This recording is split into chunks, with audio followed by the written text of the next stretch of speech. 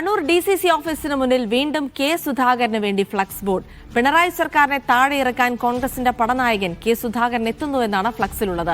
കണ്ണൂരിന്റെ ഹൃദയമാണ് KS എന്നും ഫ്ലക്സിൽ പറയുന്നു.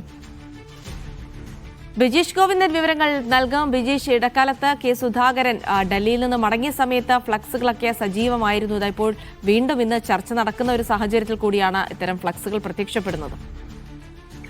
ജിൽസി, അതുതന്നെയാണ്. കഴിഞ്ഞ ദിവസം കെ സുധാകരൻ ഡൽഹിയിൽ നിന്ന് ഈ സീറ്റ് ചർച്ചയുമായി ബന്ധപ്പെട്ട് തന്റെ നീരസം പ്രകടിപ്പിച്ചുകൊണ്ട് കണ്ണൂരിലേക്ക് മടങ്ങിയ ഘട്ടത്തിൽ അദ്ദേഹത്തിന്റെ വീട്ടിൽ വലിയ തരത്തിലുള്ള അണികൾ പിന്നാലെ ഇവിടെ DCC ഓഫീസിന് മുന്നിൽ വലിയ തരത്തിലുള്ള പോസ്റ്ററുകളും പതിച്ചിരുന്നു. അത് കഴിഞ്ഞിട്ട് 2-3 ദിവസം വലിയ തരത്തിലുള്ള ചലനങ്ങളൊന്നും ഈ പോസ്റ്റർ യുദ്ധത്തിന്റെ ഭാഗമായിട്ടുണ്ടായിരുന്നില്ല. ഇന്നിപ്പോൾ അദ്ദേഹം പുലർച്ചെ ഡൽഹിയിലേക്ക് പോയി എന്നുള്ളതാണ് നമുക്ക് ഉള്ള വിവരം. ആ ഘട്ടത്തിലാണ് വീണ്ടും ഇത്തരത്തിലുള്ള ഒരു പോസ്റ്റർ കണ്ണൂർ DCCക്ക് മുന്നിൽ പ്രത്യക്ഷപ്പെട്ടിരിക്കുന്നത്.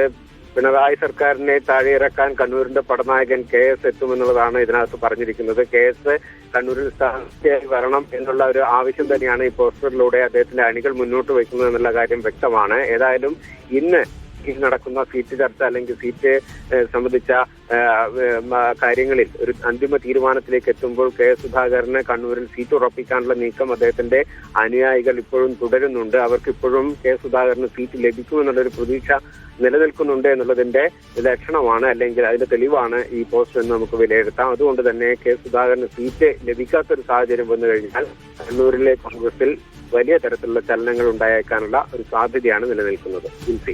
ശരി, ബിജീഷ് ഗോവിന്ദനാണ് വിവരങ്ങൾ നൽകിയത്.